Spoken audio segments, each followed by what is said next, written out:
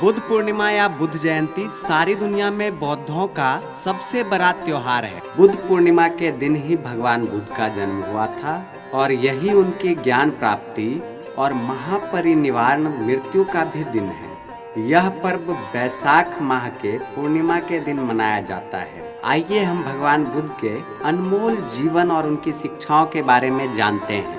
बुद्धं शरणं गच्छामि। भगवान बुद्ध का जन्म 1563 ईस्वी पूर्व में कपिलवस्तु के पास लुम्बिनी नामक स्थान पे हुआ था। बुद्ध के बचपन का नाम सिद्धार्थ था। उनके पिता का नाम शुद्धोधन एवं माताजी का नाम माया देवी था। उनके बारे में प्रचलित है कि एक दिन बुद्ध घर से बाहर निकले तो उन्होंने एक अत्यंत बीमार व्यक्ति को देखा। जब थोड़ा आगे गए तो एक बूढ़े आदमी को देखा, अंत में एक मृत व्यक्ति को देखा।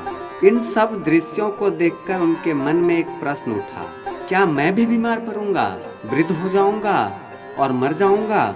इन प्रश्नों ने उन्हें बहुत ज्यादा परेशान कर दिया। तभी उन्होंने एक सन्यासी को देखा और उसी समय उन्होंने अपने मन में सन्यास ग्रहण की ठान ली। 29 वर्ष की उम्र में उन्होंने घर त्याग दिया। सन्यास ग्रहण कर वो सन्यासी बन गए। महात्मा बुद्ध ने एक पीपल के पेड़ के नीचे ज्ञान की खोज में 6 वर्षों तक कठोर तपस्या की, जहां उन्हें सत्य का ज्ञान हुआ, जिसे संबोधि कहा गया। उस पीपल के पेड़ को तभी से बोधि वृक्ष कहा जाता है। महात्मा बुद्ध को जिस स्थान पर बोध या ज्ञान की प्राप्ति हुई, उस स्थान को बोध गया कहा गया।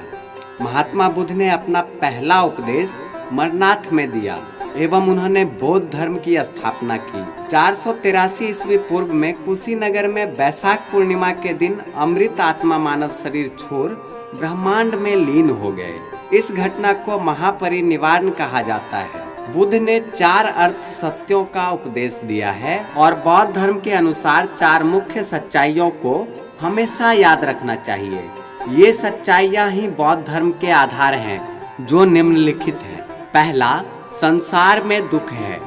दूसरा, दुख का प्रमुख कारण तृष्णा तीव्र इच्छा है। तीसरा, दुखों का समुदाय है। चौथा, दुखों से बचने के उपाय हैं।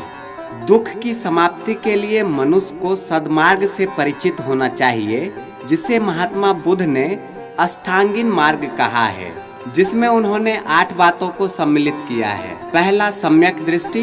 दूसरा, सम्यक संकल्प। तीसरा, सम्यक वाक। चौथा, सम्यक कर्म। पांचवा, सम्यक आजीव। छठा, सम्यक व्यायाम। सातवां, सम्यक स्मृति। आठवां, सम्यक समाधि। भगवान बुद्ध के अनुसार पवित्र जीवन बिताने के लिए मनुष्य को दोनों प्रकार की अति से बचना चाहिए। ना तो उग्र तप करना चाहिए और ना ही सांसारिक सुखों से लगे रहना चाहिए। उन्होंने मध्यम मार्ग के महत्व पर बल दिया।